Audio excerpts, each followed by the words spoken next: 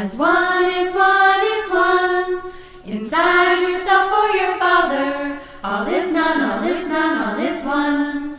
It's time to call time from behind you. The illusion has been just a dream. The valley of death and I'll find you. Welcome, Spooky Ass Shit. I am your host, Eric Winnells, and this is part... What are we on now? Part 3? I don't know. I've recorded these things. I've recorded them in and out of order, so it's getting a little tricky. But this is part 3. I'm almost certain. Part 3 of our special series on the Manson family. Now, I'll be honest with you folks. I did not intend to have this series be as long as it's going to run. I thought it would be a 3 or 4 part series. But this story is so big, and there's so much information that I want to try to put out there and give you guys a little bit of something different than you might hear from the normal sources, which focus usually solely on the murders themselves.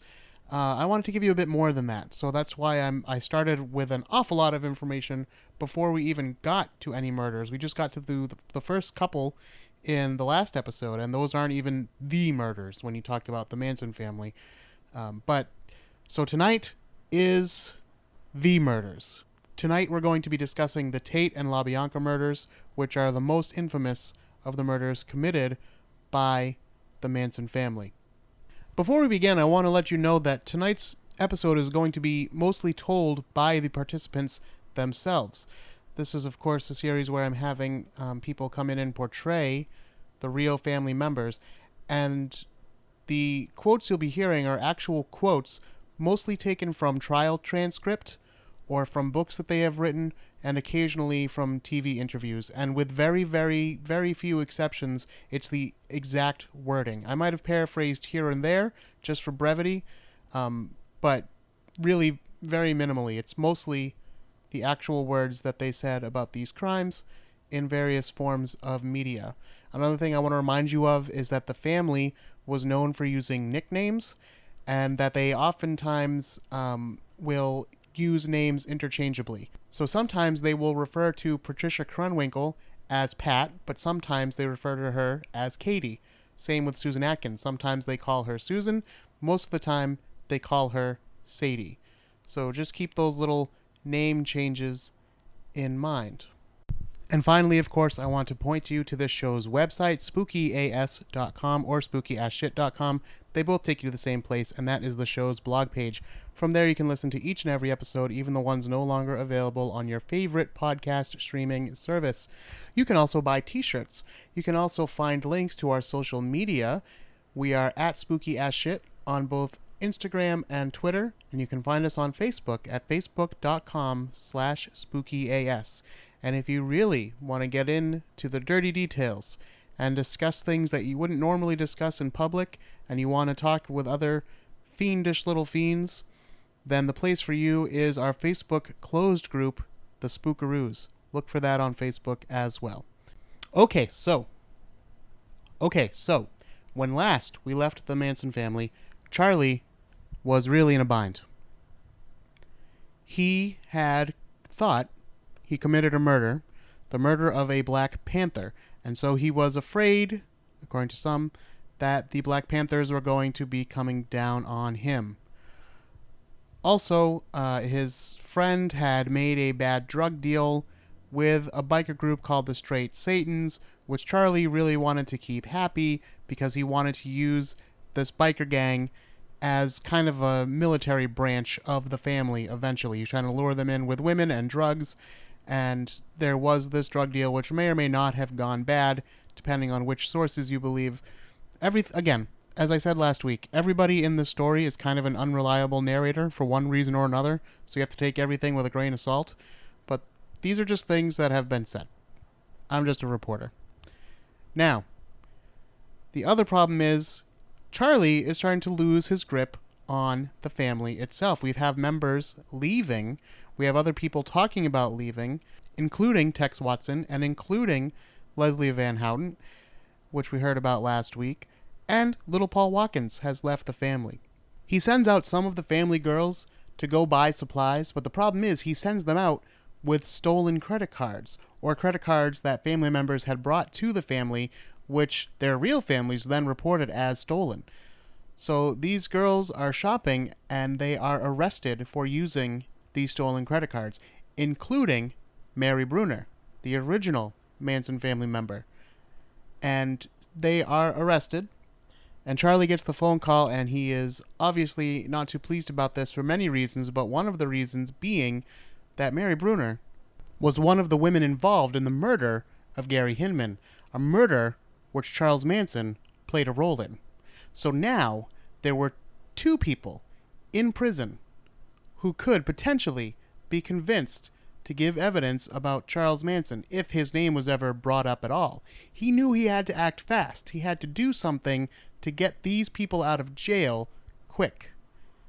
And, according to some theories as to why these murders went down, he had a plan. And he called that plan Helter Skelter. Tex Watson picks up the story from there. Manson came to us that afternoon and said, "Now is the time for Helter Skelter." it was time to do what Blackie didn't have the energy or smarts to do. Ignite Helter Skelter and bring in Charlie's kingdom. Then he told me to put on my clothes and come with him. As we walked up the hill in the darkness, he said, "I've got a favor I want you to do for me tonight, but it'll take a lot of nerve to do it." I told him he knew I'd do anything he wanted. He brought up the killing of Bernard Crowe, saying how he'd taken care of that for me when it was really my mess, and now he wanted me to take care of something for him. Again, I assured him I would do whatever he asked me. He stopped and stared at me strangely, leaning against one of the cars parked around us. "What I want you to go to that house where Melcher used to live.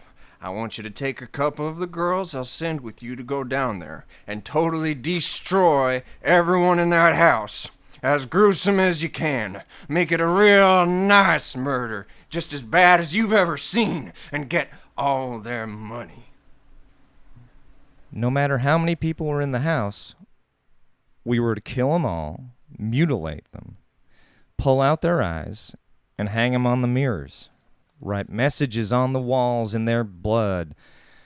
When he started listing what he wanted written, things like Helter Skelter and Rise, I told him I couldn't remember all that, but he said that was okay. The girls would know what to write. Just before he went off to get the women, he handed me the .22 buntline pistol he'd been given by old Randy Starr, but he said to use knives whenever possible, not the gun. Susan Atkins, a.k.a. Sadie, remembers that night as well. I never recall getting any actual instructions from Charlie other than getting a change of clothing and a knife, and was told to do exactly what Tex told me to do. Tex told us that we were going to a house up on the hill that used to belong to Terry Melcher, and the only reason why we were going to that house was because Tex knew the outline of the house. He said we were going to get there to get all of their money and to kill whoever was there. There was a rope in the back seat of the car when I got in there. There was a set of bolt cutters in the back seat of the car. Tex had a gun. I had a knife. Katie had a knife. And to my best knowledge, I believe Tex had a knife. I said, if you're gonna do something, leave something witchy. In other words, if you're gonna do something, do it well, and leave something witchy. Leave a sign to let the world know you were there. Have a good day. Sharon Marie Tate was born in Dallas, Texas, and was recognized for her beauty right away, winning the title of Miss Tiny Tot of Dallas when she was just 6 months old. She spent much of her early life modeling and competing in beauty pageants while living in Texas. Then, her father, a career military man, was stationed in Italy, so the whole family had to move to Verona. Sharon flourished in Italy, and she was very active in her high school there. She even learned to speak fluent Italian. Actor Richard Beymer, star of West Side Story, was filming a movie just outside of Verona, and Sharon and her friends would sometimes join the crowd of onlookers watching the movie being filmed. She caught Beymer's eye. He took her to lunch, and the two became friendly. She would continue to visit him on the set during filming. Before he returned to the U.S., Beymer gave Sharon his agent's number, saying that if she ever came out to Hollywood, she should give him a call. Shortly thereafter, when her father was promoted and reassigned to an army base in California, it seemed that all the pieces were falling into place. She called the agent, and she began her Hollywood career in earnest, eventually winning many roles in TV and movies. On Thanksgiving of 1964, Sharon met Hollywood hairstylist Jay Sebring at a party thrown by the owner of the Whiskey A Go-Go. Jay Sebring was born Thomas John Coomer. He'd led a typical middle-class life growing up in a suburb outside of Detroit, Michigan. After high school, he joined the Navy and went overseas to serve in the Korean War. Among the many skills he learned in the service, he learned how to cut hair. After his time in the service, he made a name for himself as a men's stylist. It was something of a new concept of the time. He opened one of the first hair salons for men in the country. He soon had a number of Hollywood stars as his regular clients, including Paul Newman, Warren Beatty, Steve McQueen, and Kirk Douglas. It seems like Jay Sebring was really at the front of the self-care movement, as we might call it today. I don't know if they would have called it that back then, but this is how his sister Margaret remembers him. He was this good-looking, well-dressed, talented guy that lived life to the fullest. He wanted to bring out the best in people. He wanted to encourage people to go for what they wanted. And he would ask anybody. He asked my husband and I, what did we want to do if we could do it? That was important to him. It was important to himself with his life, but he also wanted to bring out the best in others so they could live the life that they dreamed of. Sharon and Jay hit it off quite well. Almost immediately, they became inseparable. The two began to date, and they did everything together. Sharon's parents were quite impressed with Sebring. They enjoyed his gumption, and his pleasant attitude, and his Hollywood connections, and they seemed to agree that he treated Sharon really well. In fact, everyone that talks about Jay and Sharon talk about them in glowing terms, and the kind of relationship that they had. Margaret shares a memory of Sharon Tate. When my brother was leaving Las Vegas, he came by where I was working and he had a wrapped box. And I said, "What is this?" He said, "This isn't from me." He said, "It's from Sharon because you're expecting." I opened it up and it was a very, very lightweight poncho. Being in Las Vegas, you're always too hot. It's 120 a lot of the year. She put such thought behind it. She wanted me to feel good. And that was how I knew her. In March of 1965, Jay started seriously talking with Sharon about marriage, and though she did have strong feelings for him, Sharon said she wasn't ready for that serious a commitment. Sharon went to London to work on the movie The Fearless Vampire Killers, and it was there that a romance soon blossomed between her and the film's director, Roman Polanski. She broke the news to Jay over the phone, and he immediately rushed off to London, determined to win her back. But it was too late. Sharon insisted that her love for Roman was the real deal. Still, Jay demanded to meet Roman himself, so the three of them went to dinner, and Roman won Jay over. By the end of dinner, he reluctantly gave his approval. Sebring returned to California, and he had his own life to attend to anyway. Business was booming. Not only did he have successful salons in West Hollywood, Palm Springs, and Las Vegas, but also his Hollywood connections scored him occasional acting roles, one of which was a cameo in a Batman TV episode where he played the part of Mr. Oceanbring, a character the writers had based on Jay himself. Sharon and Roman were married in 1968, and Jay was an invited guest. He was very gracious at the event, but friends who knew him say he loved Sharon, even then. He remained close with her, and even became good friends with Roman. There was an intimate emotional bond between Jay and Sharon. Some even say that Sharon was closer with Jay than she was with her own husband. Jay gave her support throughout her troubled marriage. Polanski was known to cheat on her both before and after the wedding. Sharon knew this, but she kind of figured that's the way Hollywood worked, and she said she didn't really want to change Polanski, but she had hoped he would change after the marriage. Sharon's Hollywood career was just starting to really take off. She had appeared in Valley of the Dolls, Don't Make Waves, The Fearless Vampire Killers, Eye of the Devil, and The Wrecking Crew, in which she played a klutzy secret agent. The part called for Sharon to perform a few fight scenes, so Columbia Pictures hired Bruce Lee himself to give Sharon Tate some martial arts lessons. In 1969, Sharon discovered that she was pregnant, but she didn't tell Roman right away, because he'd said he didn't want children, and Sharon was afraid he'd insist she have an abortion. She didn't tell him until March, and, as predicted, he wasn't happy. His own childhood in Nazi-occupied Poland had left a deep emotional scar, and, he said, the world was just too cruel and too violent to bring innocent children into. But, much to Sharon's relief, he stopped short of insisting on an abortion, and as the months passed, he even warmed to the idea and became excited about being a father. When he had to leave for England to film another movie, Roman was worried about leaving pregnant Sharon home alone for months on end. He asked his old friend from Poland, Wojciech Frykowski, to stay in the main house at 150 Cielo Drive with Sharon until he returned from England. Wojciech agreed, provided his girlfriend, Abigail Folger, could stay as well. This was no problem, as Abigail and Sharon had become good friends by that point anyway. Wojciech was known for being rather abrasive, but beneath his tough exterior, Roman insisted, he had a heart of gold, and he was one of the most loyal friends anybody could ask for. When Roman began to make a name for himself as a film director, Wojciech became something of a hanger-on, although a very welcome one. Roman would sometimes find work for Wojciech on his film sets, both behind and in front of the camera. Wojciech moved to the U.S. in 1967, where he was introduced to Abigail Folger, heiress to the Folgers' coffee fortune, but, more importantly, a deeply caring social worker and civil rights supporter. Through her work and considerable financial support, she supported numerous social causes, including subsidized health care clinics, outreach to children living in inner-city ghettos, and supporting minority candidates in local and state elections. When she met Wojciech, he hardly spoke any English. But that turned out not to be a problem, since both of them were fluent in French.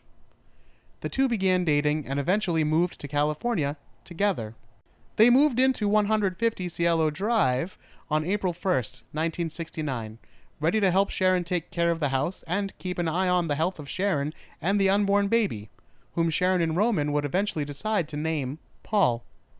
Stephen Earl Parent had just graduated from Arroyo High School in June of 1969. He had planned to attend Citrus Junior College the following September. Most of his time was spent working 2 jobs and saving money for school. In late July, Stephen picked up a hitchhiker by the name of William Garrettson, who worked as a temporary caretaker of Rudy Antebelli's property on Cielo Drive, which was currently being rented out to Roman Polanski and Sharon Tate. The two got along, and Garrettson told Parent that if he was ever in the neighborhood again, he should feel free to stop by.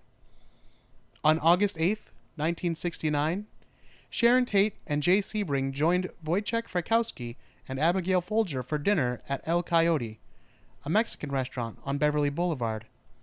Afterward, the 4 of them went back to Cielo Drive. Wojciech fell asleep on the living room couch. Abigail retired to her bedroom to read a book, and Jay sat with Sharon and talked in her bedroom. That night, Stephen Parent drove back to 150 Cielo Drive, hoping to sell a Sony AM/FM Digimatic clock radio to William Garrettson. Parent arrived at around 11:45 and walked past the main house to the guest house, where Garrettson was staying.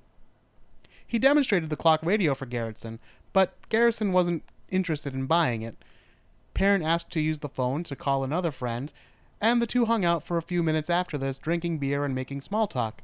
At around 12:15 a.m., Stephen Parent said goodbye, got back into his father's car, and started downward towards the front gate. Once we got to the house, it was like all our anger against those who had caused us so much fear in life came out all at once. The meth sped up my thoughts and moved me ahead of my feelings. I was possessed with Manson's thoughts, and the thought of pleasing him, his voice was like a recording playing through my brain. When I pulled up to the big gate at the end of the private drive, directly under a power pole, I told the girls would have to all be truly one, truly together, and do what we had to do. We walked up to the gate, but we didn't want to touch it or go over it because we thought there may be an alarm system or electricity running through it. I was told to go over first, so I threw my changes of clothes over the fence and held the knife between my teeth and climbed over and fell into the bushes on the other side of the fence, and I was followed by Tex, Patricia Krenwinkel, and Linda Kasabian. We were going to move forward toward the residence, and we saw lights coming from a car. Tex told us girls to lie down and be still and not make a sound. He went out of sight, and I heard him say, Halt! I heard a voice say, No, please don't hurt me. and I heard a gunshot, and I heard another gunshot, and another one, and another one. Tex came back to us and told us to come on. We walked up to the residence, and Tex opened up a window, crawled inside, and the next thing I knew, he was at the front door, opening the front door. There were no thoughts of concern for the victims. There was a total disregard for life. I was concerned with destroying everyone and not getting discovered. In some ways, punishment escaped my mind since Helter Skelter was coming down and society, as we knew it, was coming to an end. The next day or the day after that, at least sometime very soon, Los Angeles and all the other pig cities would be in flames. It would be the apocalypse, the deserved judgment on the whole sick establishment that hated us and all the other free children. The establishment that had cheated Charlie out of his genius. As I walked in, Tex was in front of the couch, and there was a man lying on the couch, and the back of his head was facing me, and he was facing the opposite direction.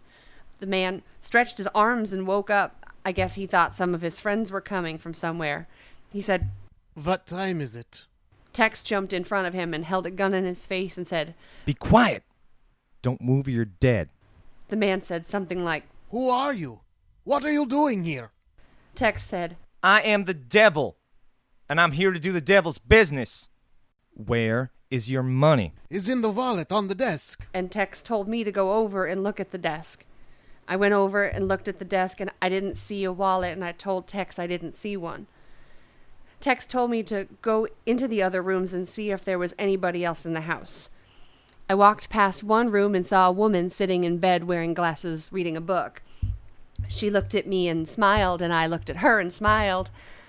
I went on to the next room and saw a man sitting with his back to me and the woman lying on the bed, apparently pregnant, and they were talking. Neither one of them saw me, and I walked back into the living room and acknowledged to Tex that there were 3 more people. He told me to tie up the man on the couch, and so I took a rope and very loosely tied the man's hands. I've never been very good at tying knots, and I wrapped the rope around his hands a couple of times, and I was shaking, and everything was happening so fast that I did a very poor job of tying him up. I stood back, and Tex instructed me to go back and get the other 3 people. I walked back into the room and went into Abigail Folger's bedroom, put a knife in front of her, and said, Get up and go into the living room. Don't ask me any questions. Just do what I say. She then proceeded to get up out of bed and walk down the hall and was met by Katie. I went into the other bedroom and stood to the left of the door and told them both to get up and go into the living room. When we entered the living room, Jay Sebring said, What are you doing here? And Tex told him to shut up. Tex ordered them all to lie down on their stomachs in front of the fireplace.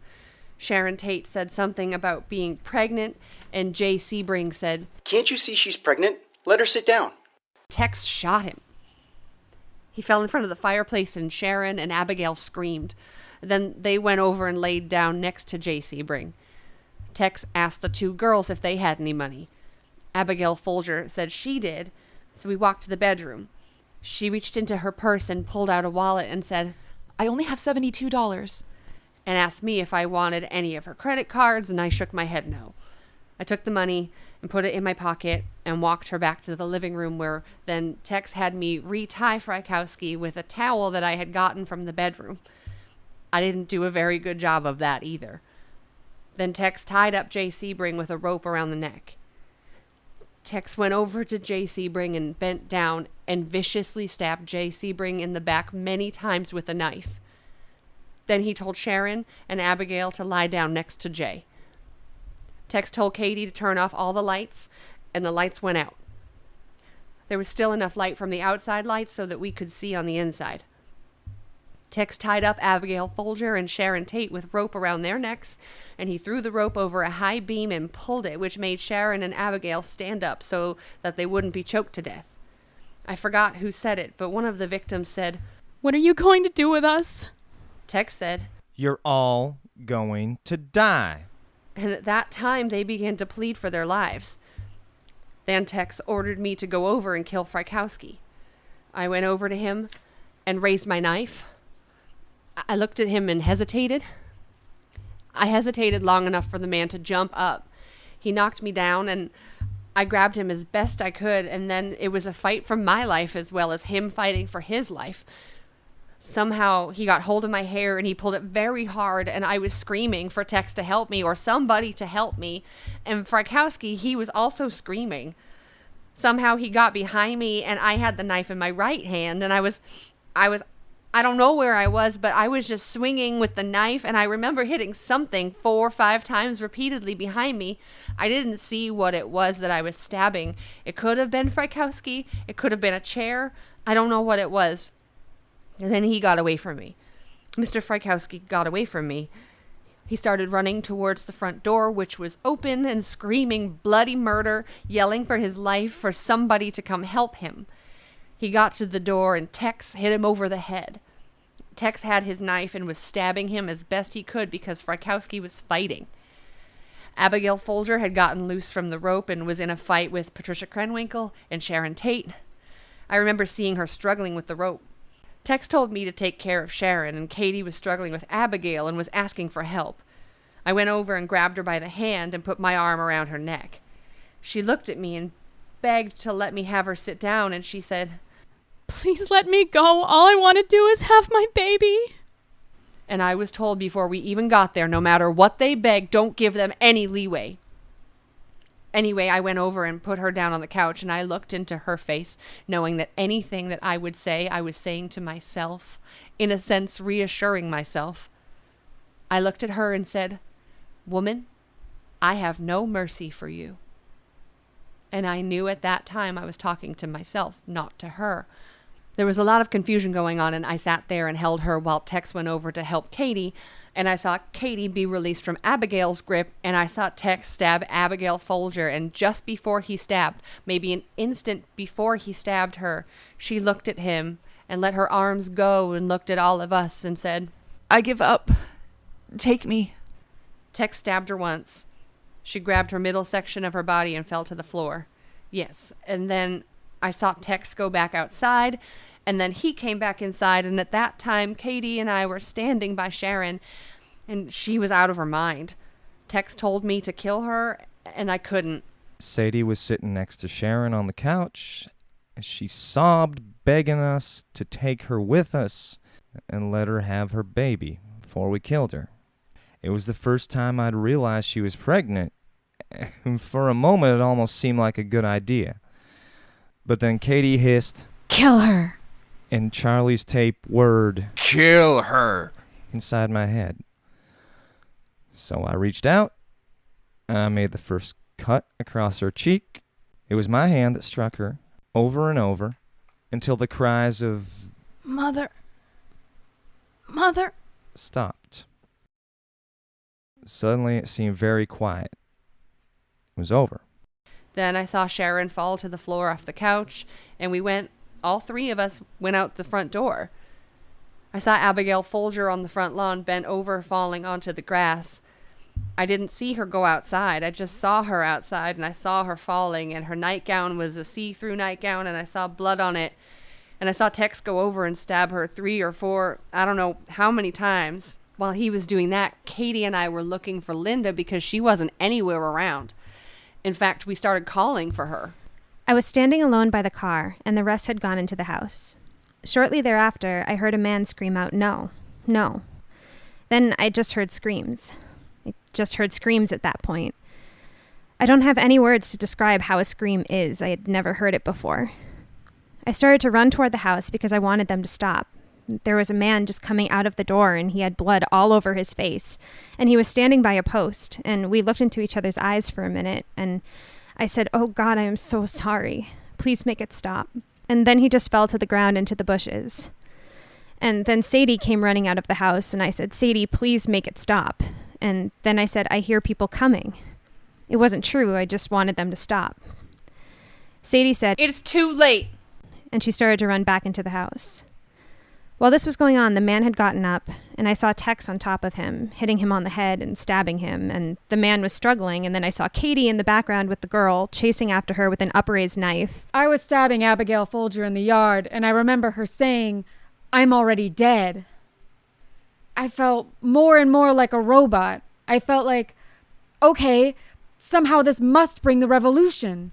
And I just turned and ran to the car down at the bottom of the hill. Tex walked over to Frykowski and kicked him in the head. He was out on the front lawn, too. Apparently he was still alive and had moved outside, but when Tex kicked him and the body didn't move very much, I believe it was dead at the time. Then Tex told me to go back into the house and write something on the door in one of the victim's blood. He said, "Write something that will shock the world." I had previously been involved in something similar to this where I saw "Political Piggy" written on the wall, so that stuck very heavily in my mind. I didn't want to go back anywhere near the house, and so I just blanked my mind and walked into the house and picked up the same towel that I had tied Frykowski up with and walked over to Sharon Tate's body, and she seemed to have been cut up a lot more than when I had last seen her. I picked up the towel, and I turned my head and touched her chest, and at the same time, I knew she was pregnant, and I knew that there was a living being inside of that body, and I wanted to, but I didn't have the courage to go ahead and take it. I got the towel with Sharon Tate's blood, walked over to the door, and with the towel, I wrote "pig" on the door. I held the towel in my hand and stood there for a few minutes. I did not know what to do. I turned around and threw the towel towards the living room area, towards where Sharon Tate and Jay Sebring were lying. I walked out the front door at a very rapid pace, up to Tex and Katie, and Tex pushed the button that opened the front gate. When we got to the car, we saw Linda Kasabian in the car. She started the car, and Tex ran up to her and said, "What do you think you're doing? Get over on the passenger side. Don't do anything unless I tell you to do it." Then we drove off. When the others got back into the car, they complained about their heads, that the people were pulling their hair and that their heads hurt. Katie complained of her hand, that it hurt. She said when she stabbed that there were bones in the way and she couldn't get the knife through all the way and that it took too much energy or whatever. I don't know her exact words, but it hurt her hand. We got back to the ranch around maybe 2 a.m. Charlie met us there and said, "What are you doing home so early?" Tex told Charlie what we had done, that it all happened perfectly, that there was a lot of, well, it happened very fast, a lot of panic, that we were panicked, and he described it. Boy, it sure was helter-skelter. I almost passed out. I felt as though I had just killed myself. I felt dead. I feel dead now. Tex was acting nervous, like he had just been through a traumatic experience. Patricia was very silent. Charlie asked me how it went, and I said, "Charlie, they were so young." He just said, Go with Tex. Some of the girls talked about it and said that, I don't recall exactly what they said, but they were aware of the fact that we had gone out the night before. Not that we had done it, but that we had gone out the night before. At that time, they weren't aware of the fact we had done it, but we didn't actually have to say anything. The family was so much together that nothing ever had to be said. We all just knew what each other would do or had done. I got the impression they put 2 and 2 together. The bodies were discovered the next morning by Polanski's housekeeper. The police were called, and of course, the press soon found out. William Garrettson was soon discovered in the guest house, the only living person staying at Cielo Drive. He was taken into police custody and questioned. Obviously, he was the main suspect, but he said he had seen and heard nothing unusual the night before. After Parent left, he said he listened to a little music and then went to bed. Of course, some call this story a little bit fishy, but the family didn't murder him for one reason or another. At various times, there are claims and implications as to why this is so. Patricia was the one who was supposed to go and check the guest house. When she did, she came back and said that she didn't see anything. I've heard other stories where she says that she didn't actually go and check the guest house because she didn't actually want to kill anyone, so she just came back and said it was empty. And I've also heard other implications that they did in fact see Stephen Parent, but because he was so young, a teenager, and because he had long hair, they thought he might be kind of counterculture, not one of the pigs, so that they let him live. I do find it rather hard to believe that he didn't hear or see anything unusual. I think it's more likely that he was hiding in the guest house and didn't admit to it because he was afraid of the ramifications of that, at least on his reputation, if nothing else. But on the other hand, I think we could all understand if that was the case. Meanwhile, back at the ranch, most of the killers seem to express some instant remorse over what they've done, and there isn't a whole lot of excitement when Charlie announces Phase 2 of his plan. I'll let them tell you. Manson said that the murders were too messy and that there was too much panic. He said he'd show us how to do it right the next night. I think we all dreaded that. I know I did. He was the only one excited about the murders. After the Tate murders, my mind was racing, not knowing if what Charlie was saying was true or false. It didn't seem to be unfolding like he said it would. I felt my soul had died. I did listen to a few more radio broadcasts later in the afternoon, but when the family members who were in the know gathered around a television up at the house for the 6 o'clock news, I stayed away. I didn't even get together with them later in the evening when Charlie broke out the grass and they all sang.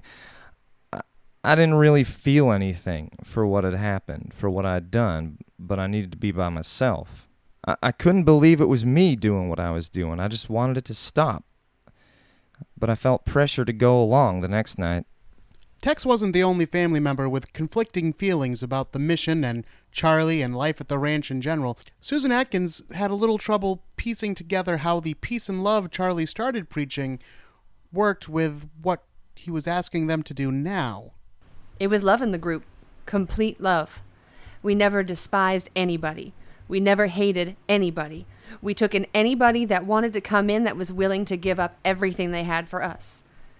Charlie has more love to give in the world than anybody I have ever met. He would give himself completely to anybody. Charlie always told us, "You do what you want to do. If you do not want to do it, do not do it." But when he would ask me to do something, I felt I had to go ahead and do it because I know he would do the same thing for me. Otherwise, he wouldn't have asked me to do it. Charlie told me to go get a change of clothes. I looked at him and I knew what he wanted me to do. He said we were going to go out and do the same thing we did last night, and I gave a sort of a sigh, and I went and did what he asked me to do. I was in a state of shock.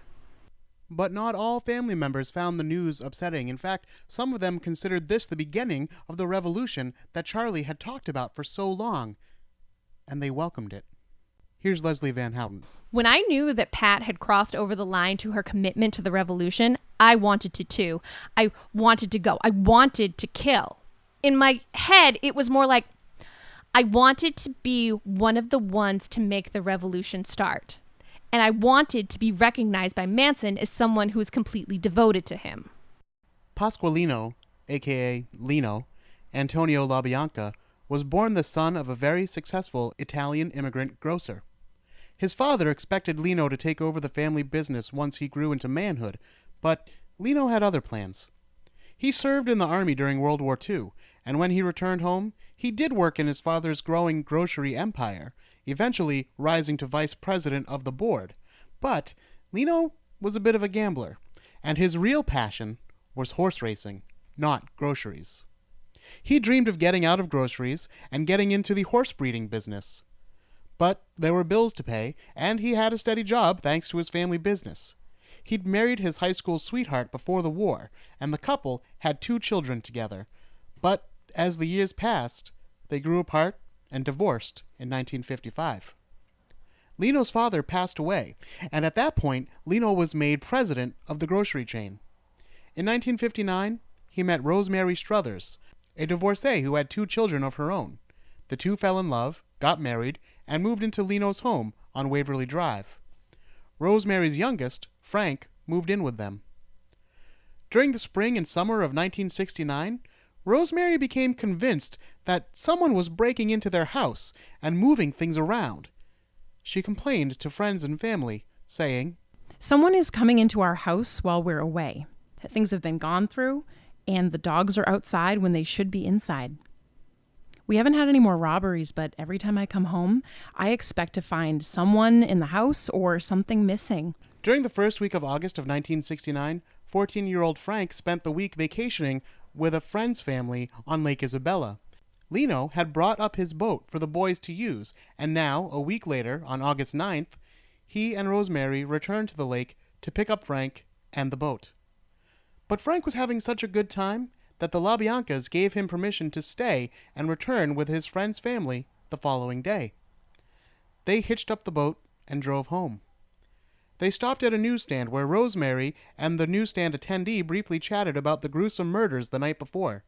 The attendee remembered Rosemary being particularly disturbed by the news and commenting, "The world is full of crazies."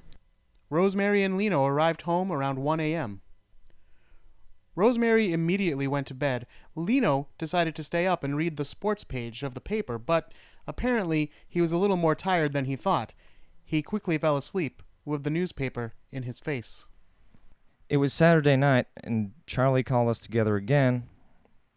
Linda, Katie, Sadie, me, and two more as well, Clem and Leslie. It would be the same as last night, he told us, only tonight we get two separate houses instead of just one. And this time we do it right. There had been too much panic at the Tate house. The girls had told him what had gone down. Tonight would be different. Tonight he would show us how to do it. We all put on dark clothing again, and before we left, Charlie gave me a light tab of acid. While people were getting things together, Sadie and I took the opportunity to hit our speed bottle, and I gave myself 3 good snorts in each nostril. I knew I'd need it for what was to come. When we were all gathered at the car, Charlie handed me a .45 automatic pistol. He also had the chrome-plated bayonet. We ended up driving for about 3 hours. Our first stop was somewhere in Pasadena. We'd driven slowly through several neighborhoods before Charlie and I finally walked up to a house and peered in the windows. In the living room, bathed in warm light, we could see framed photographs of children arranged neatly on one wall. Charlie shook his head. When we were back in the car, he told us he didn't want to kill children. Not yet. The time might come, he warned. Then we'd have to kill the children as well. A few minutes later, another house, a mansion on top of a hill, was rejected because the neighboring homes were too close to it. Charlie said that someone might hear screams. Somewhere in Pasadena, he stopped at a church and left us in the car, saying that he was going to kill the priest. He returned after a few moments and told us everything was locked up and no one had answered the rectory bell. In another residential neighborhood, we saw a couple pulling into their driveway. Charlie stopped across the street, but after waiting a few minutes, he changed his mind, and we headed out to the beach. An hour later, coming toward town on Sunset Boulevard, we passed a small white sports car. Linda was driving at this point, and Charlie told her to pull up beside the car at the next signal, and he was going to kill the driver. She did what she was told, and he jumped out. The gun was in his hand, but just then, the light turned green. The sports car took off, the driver never aware how close he had come to death. After that, Charlie started giving very specific directions to Linda as if he had a particular place in mind.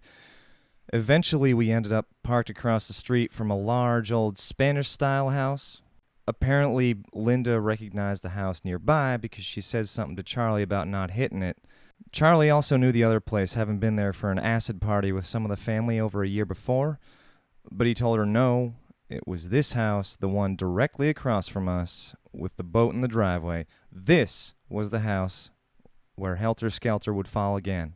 Telling us to wait, Charlie slipped up to the house alone. A few minutes later, he was back, telling me to come up with him. Pointing through one of the windows, he showed me a man asleep on the couch with a newspaper over his face.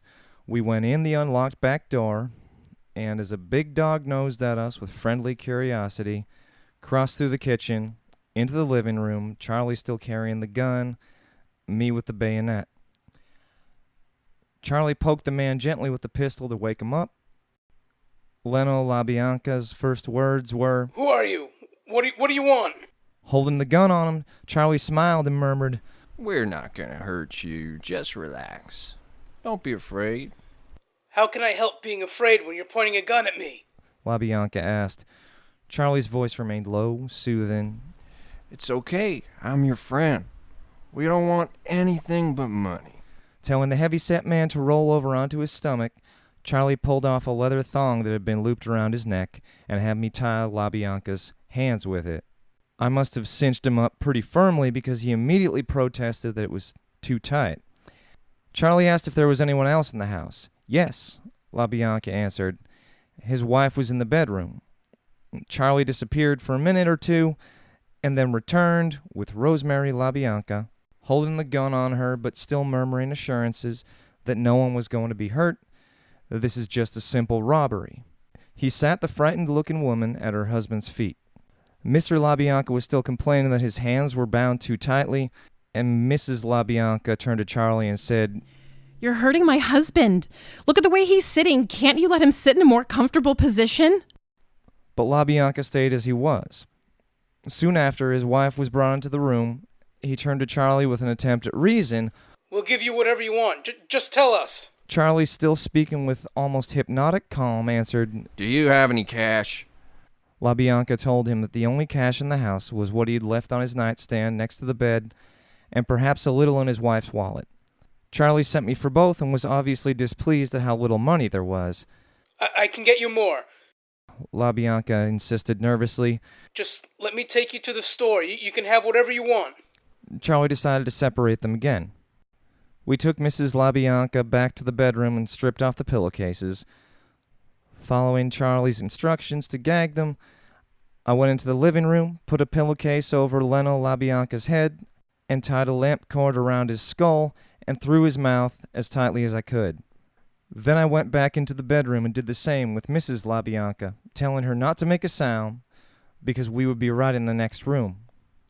Charlie left at this point, taking the gun and the wallet with him. His last words were, "Make sure the girls get to do some of it. Both of them."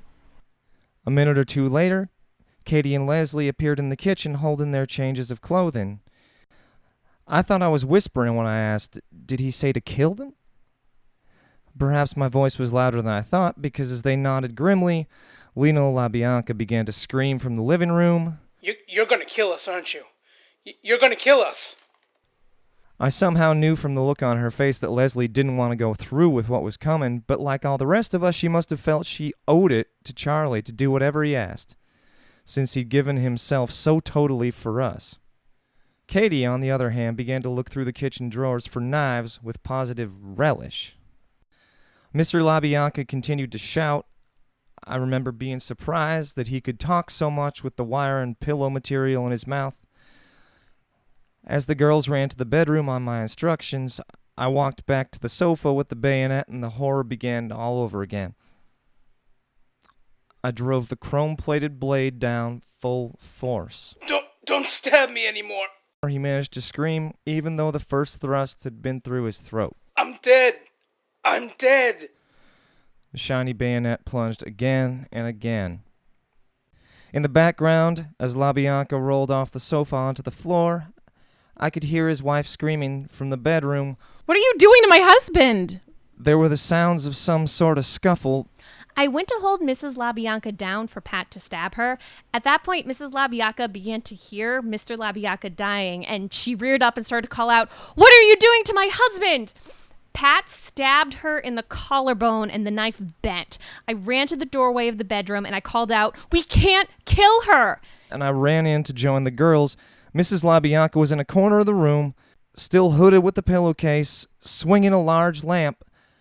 The wire was wrapped around her head in an arc that kept the two girls from getting close to her. The bayonet had greater range, and I struck out time after time, even after the woman had fallen to the floor. Katie had run into the living room at some point, and now she returned, saying, "He's still alive." I went back to the living room and used the bayonet again, over and over. Suddenly, Charlie's face clicked in my head as I heard the words he had sent me off with the night before. Make it as gruesome as you can. Out of some horrible part of my brain, an image formed, and I reached down and carved war on the bare belly below me.